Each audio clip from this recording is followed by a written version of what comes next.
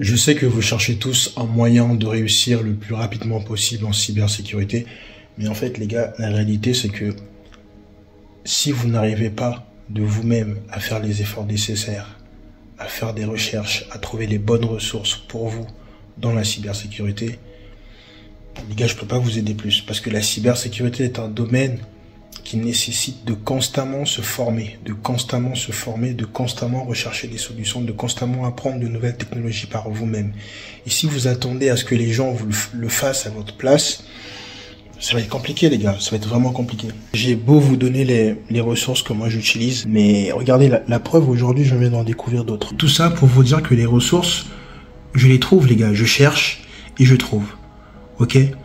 Ça me permet justement de revoir mes bases, de revoir les choses que j'ai oubliées par-ci par-là. Les gars, il n'y a pas de solution miracle. Je ne connais pas toutes les ressources qui existent sur cette terre, mais tout ce que je fais, c'est tout simplement des recherches. Tout simplement des recherches. Encore, encore, et encore, et encore. Alors récemment, j'ai fait un sondage pour savoir à peu près quelles étaient les difficultés que vous rencontrez en cybersécurité, que ce soit des étudiants en cybersécurité ou même ceux en reconversion professionnelle. Et évidemment, sans grande surprise, lorsque vous êtes débutant, votre plus grand défi actuellement, c'est d'avoir des ressources pour pouvoir maîtriser les différents sujets. Vous avez une difficulté à rassembler les bonnes ressources pour réellement commencer en cybersécurité. Et juste par rapport à ça, les gars, j'aimerais juste vous dire que je suis comme vous. En fait, des fois, je galère à trouver les bonnes ressources, mais je cherche. Typiquement, aujourd'hui, je voulais réviser un concept très précis en SOC. Je cherche sur GitHub et je tombe sur ça. Security 101, une formation de Microsoft. Et comme vous pouvez le voir, vous avez tout ça. Encore une ressource que je viens de trouver pour vous. Les bases de la cybersécurité, les concepts d'IAM, le Zero Trust, la sécurité des réseaux, le SecOps.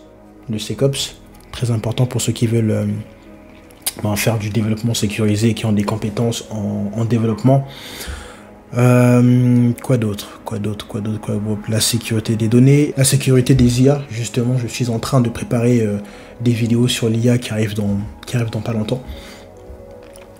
Et bref, et plein d'autres choses. Lorsque je connais pas quelque chose, lorsque je veux me remémorer des choses, je cherche. Je cherche sur GitHub, des fois je cherche sur le dark web, des fois je cherche sur YouTube. Donc pour ceux qui ont vraiment du mal en cybersécurité, je pense que vous devez déjà commencer par maîtriser l'art de rechercher les informations. Je pense que vous le savez tous, mais c'est juste que comme c'est la cybersécurité, vous dites sûrement que c'est un domaine complexe, je n'ai pas les bonnes ressources, je ne sais pas par où commencer, mais en réalité, l'un des meilleurs moyens pour commencer, c'est déjà de rechercher par vous-même.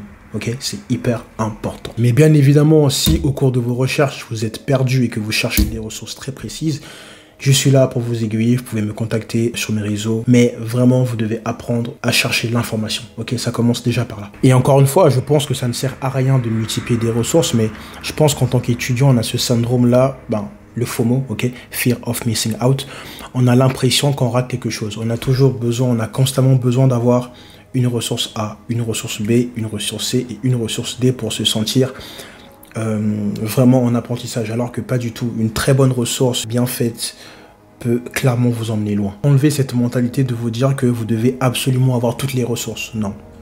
Trouvez une très bonne ressource qui marche pour vous, appliquez les concepts, ok, parce que la cybersécurité se ressemble, ok. Ce que vous allez trouver chez A, vous allez le retrouver chez B.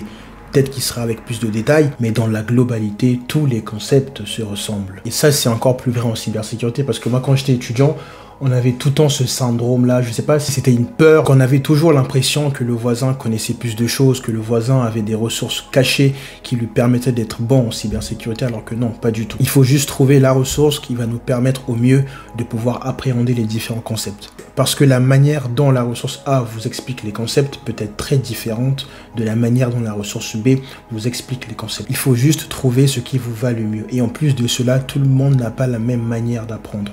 Il y en a qui préfèrent apprendre avec des vidéos, il y en a qui préfèrent apprendre en lisant, il y en a qui préfèrent apprendre en écrivant. Bref, vous devez également vous connaître, ok, pour pouvoir cibler les bonnes ressources pour vous.